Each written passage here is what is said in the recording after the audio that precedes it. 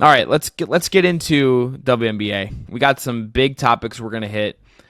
Brennan, I think the big question for the year is is any team actually going to be able to beat the Aces? Here's the odds for the championship winners from BetMGM. Aces are plus 100, the Liberty plus 230, the Storm plus 1,000, the Sun plus 1,100, the Fever plus 1,800, the Wings plus 2,500, the Mercury plus 3,500, the Sky plus 4,000, and the Lynx plus 5,000. Some other teams, obviously, not even there right now. I'm just going to say I think the Aces are, barring unforeseen injury, no other team closed the gap. But I think the Storm had a great offseason. They did not close the gap enough to make this a real title race. What did the Liberty do to get demonstrably better this summer? Nothing.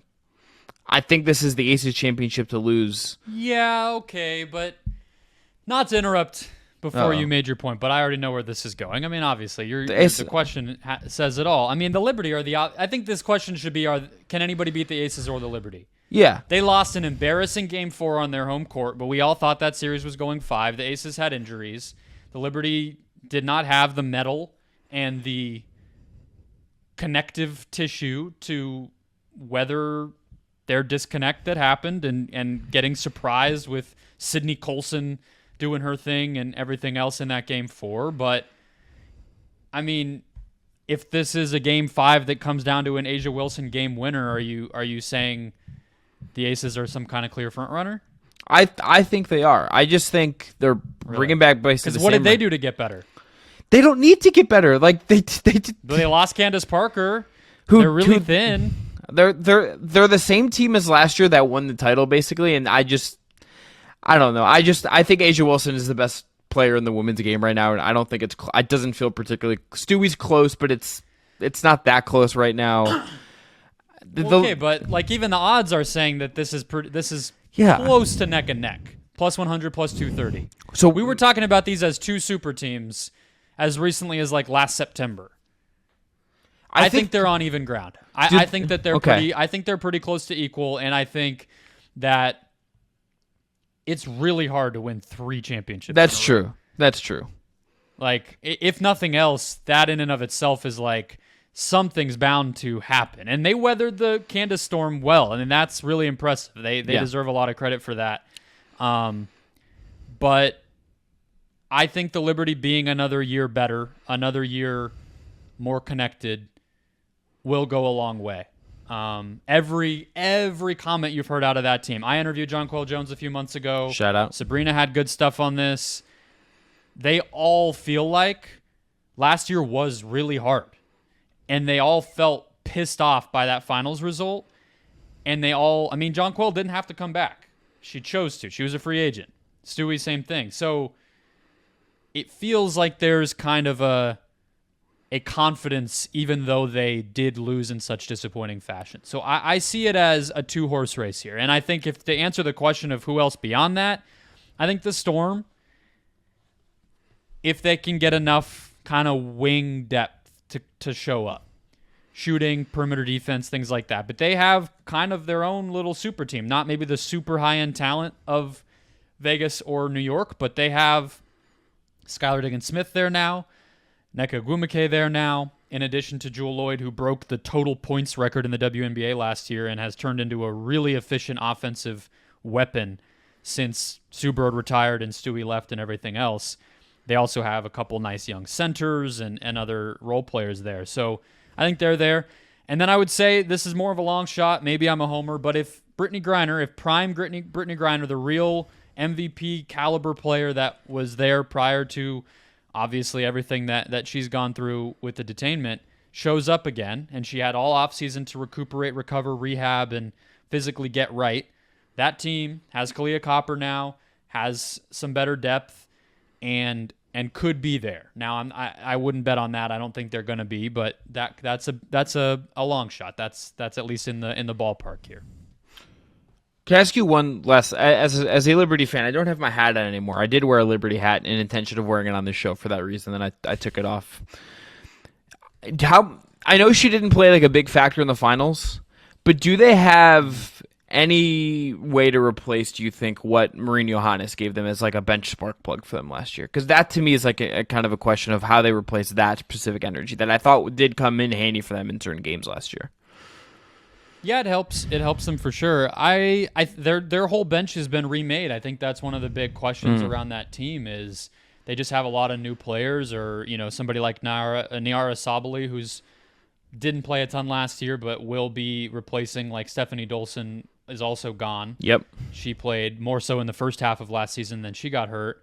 Sabali will be a big part of it, and some of these other international players, and Kennedy Burke, who they brought over from, I believe, Indiana, will be another kind of forward option. So their bench has to come along. So does the Aces, frankly. I mean, they're having to rely on like Megan Gustafson and some of these, really deep down players because cost is a problem when you have the star talent they have. It's not that different from NBA super teams. The Suns had to rely on freaking, Drew Eubanks. Like, this is what happens. Yeah, Isaiah Thomas getting late season burn and all that. All right, thing number 2. How good will the Indiana Fever be in year 1 with Caitlin Clark? Yeah. Caitlin Clark, by the way, already making history by she's heard their season opener, I believe on Tuesday, the first game to be streamed on the Disney Plus streaming service. The first live sporting event streamed on Disney Plus is a Caitlin Clark WNBA game. That's pretty incredible. Yeah, it was going to happen either way. It's cool for her, cool for the WNBA to kind of like flash Yeah, that. But it's really a business decision. It's not really a Caitlin Clark. There's a lot of Caitlin Clark records being broken. I'm going to give that one to like Disney shareholders. Yeah, they're probably kind of pushing for that. Look, shareholder value, Brendan, does matter. And I would just say that it's cool that she the great rebundling is to blame more so than Caitlin. But good for her by being able to get this slight win. It's cool. It'll be a moment, but I think they can be pretty good. I agree. I think that they'll be a playoff team would be my prediction. I think beyond that, it's really about defense, in terms of what their rotation looks like right now. I would say Aaliyah Boston, who's amazing, having a center anchor that's as good as Aaliyah Boston is not something to just gloss over when you're talking about how good they can be on defense, but she's only one person. And Lexi Hull, who's probably going to be like a rotation guard, not any sort of, constant presence on the court for them, are the only two players I think are plus defenders in this whole rotation. Caitlin Clark obviously has her limitations there. Erica Wheeler, who will be her backup, is not kind of undersized player, not really a defensive difference maker. Kelsey Mitchell is a tough player, but not some kind of stopper herself. Melissa Smith has size, has the potential, but not always a huge shot blocker or anything like that yet. So it'll be up to Chrissy Sides, the coach, to develop that side of the ball and have their sum be greater than their parts on defense. Otherwise, I think they'll be kind of fun. Probably an early exit in the playoffs, but either way, they'll be competitive all year. I think that's for sure.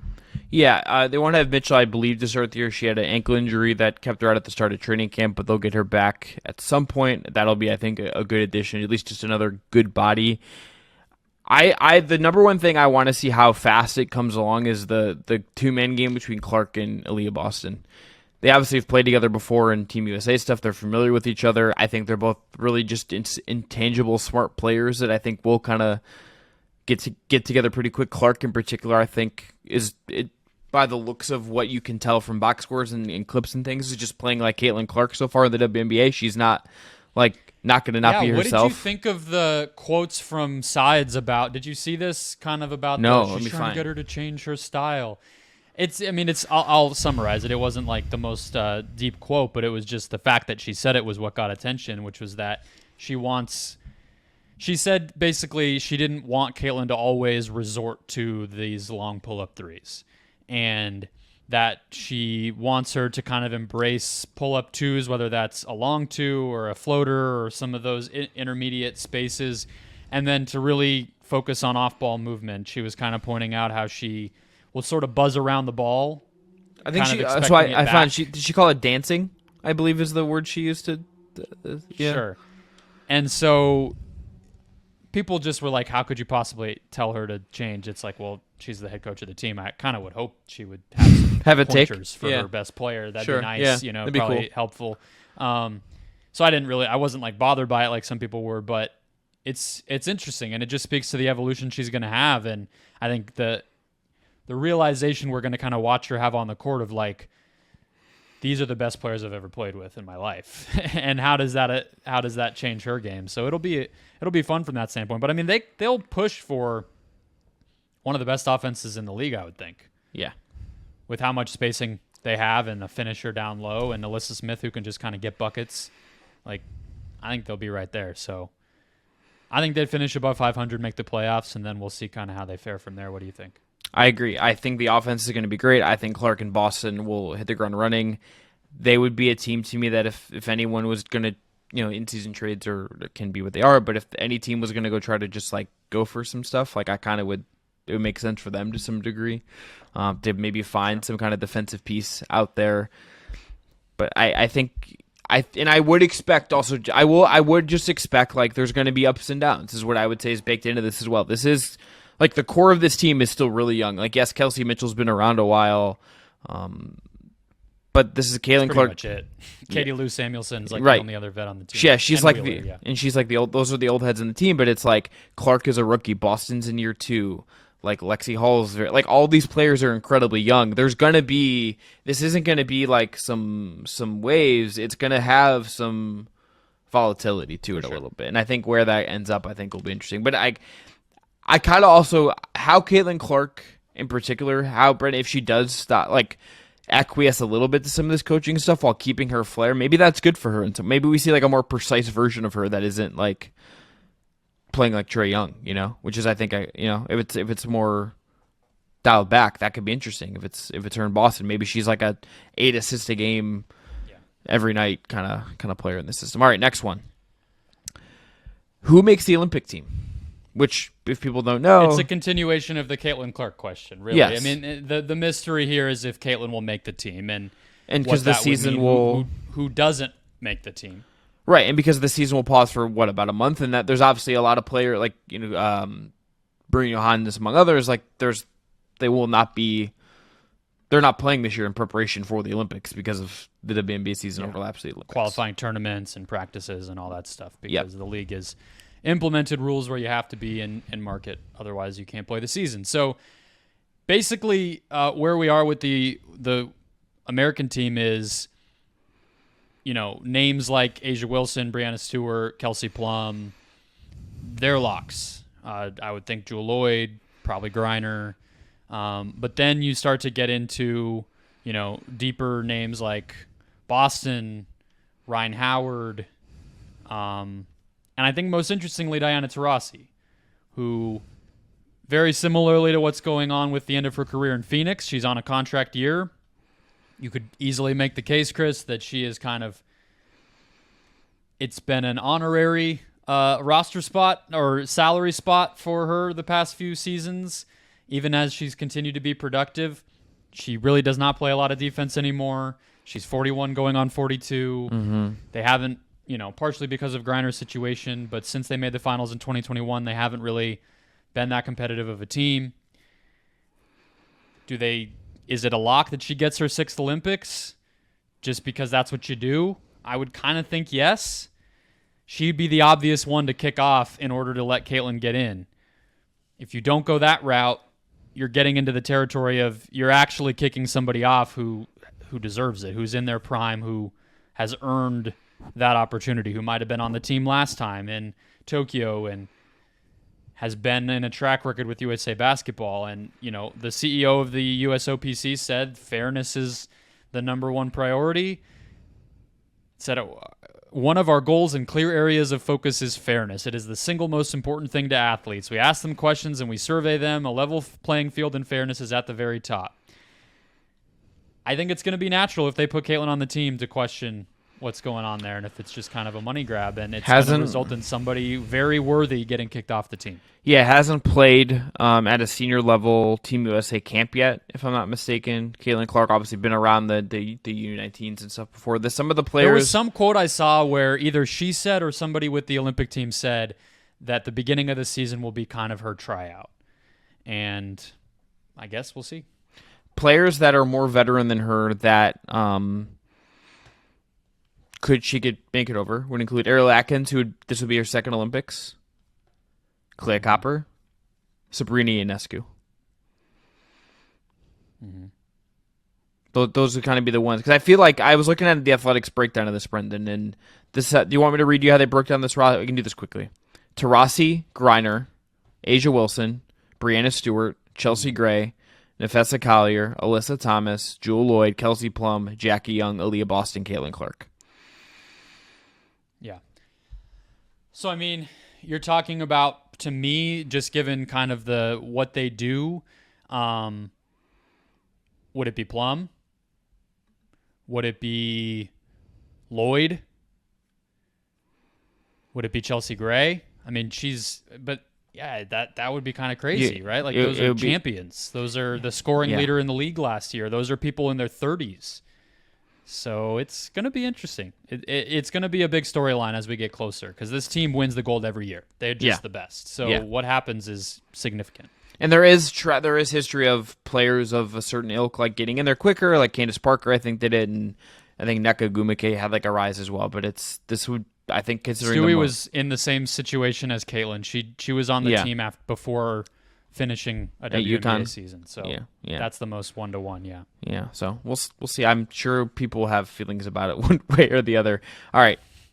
You think? Yeah. Non-Aces, non-Liberty, non-Fever team who you are excited to watch. I'm a homer here too, the Mercury. I think they're trying a lot of things that are pretty unique, not just because of the Griner and Taurasi connection and them being in my backyard, but they have Clea Copper. They have kind of modern big and Rebecca Allen now. They got Natasha Cloud.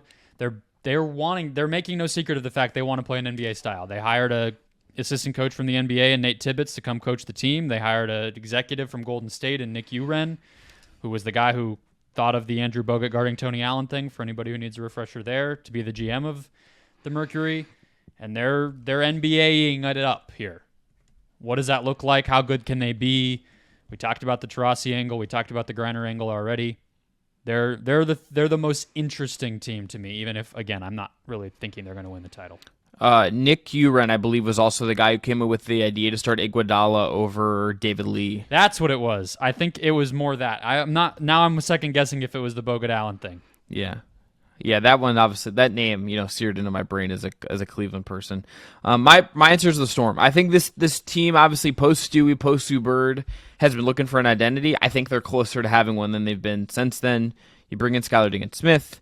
You still you have Nneka Ogwumike now. You have Jewel Lloyd still. Like, that roster is really good. I think that team's going to be really good. And, it's coming off of the tournament. We'll see how much she plays. Like, Nika Mule could be a fun rookie. Nika Mule could be a really fun, grinding kind of rookie as like a counterweight to some of the things that the other guards on the team don't really do. So I am all in on the Storm this year. I just like how that team fits. It makes so much sense. Like, everything even about the stars, it's just like, that's kind of what you would want to put together as a team. I think they needed some shooting to go well, like I said, but it should be a pretty instant match, I think, for the Diggins-Smith Ogwumike side of things, at least, for sure. Yes. All right, team you're skeptical of. Yeah, the Wings. Oh, the Wings is to me. I had a tie between the Wings and in your backyard, the Mercury. I just like the Mercury. Yeah.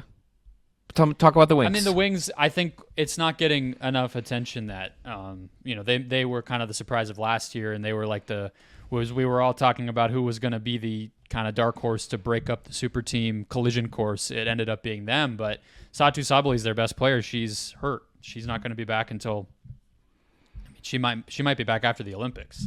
She might miss a really substantial amount of time this season. Their roster is still a little awkward in terms of they don't have a surefire primary point guard. They traded away Crystal Dangerfield, who started for them last year. Seems like they might slot in rookie J.C. Sheldon for those minutes quite a bit. Just kind of an awkward roster. Satu held it all together. If she's not around, it's just kind of weird. It's going to be, Arike chucking shots and them just trying to get offensive rebounds, and that, how good is that going to be? So I think if you're expecting and then they'll take their next step, maybe not. Yeah, I'm with that. Mercury, it's obvious. Taurasi's old. What is Griner like? What is she fully capable of at this point? Like, there's just a lot of unknowns, and on top of all the organizational stuff, it's kind of like a basketball experiment over in your neck of the woods. So that's my answer. All right, player you are excited to watch. It's the same every year. As far as non kind of name brand people in the league who aren't on like the top of the top teams, it's Rhyne Howard. She's the most fun player in the league for me to watch, even compared to some of those. I mean, it might be Asia and then her in the W for me. And if Rhyne can continue to develop as a passer and driver like she started to do last year, I mean, she has the potential to be like one of the best players in the whole entire league. If that stuff comes along, she has the size and the shooting ability to make that happen. If you were ever like, what if Klay Thompson was like an awesome athlete? Like, that's kind of what Rhyne Howard Future is. Orlando, turn her games on. Future Orlando Magic shooting guard Klay Thompson. I'll go with Rhyne Howard on the Magic. She'd make them better too. So yeah. Any of them, sure. They need shooting. All right, I shouldn't be biased on gender. I don't think that. Yeah, that's true. All right, I'll give you two. One veteran, one rookie. Cameron Brink is my rookie. I think she's just going to be awesome off the bat. That Sparks team is obviously, she's going to be at the center, literally, of everything they're retooling there.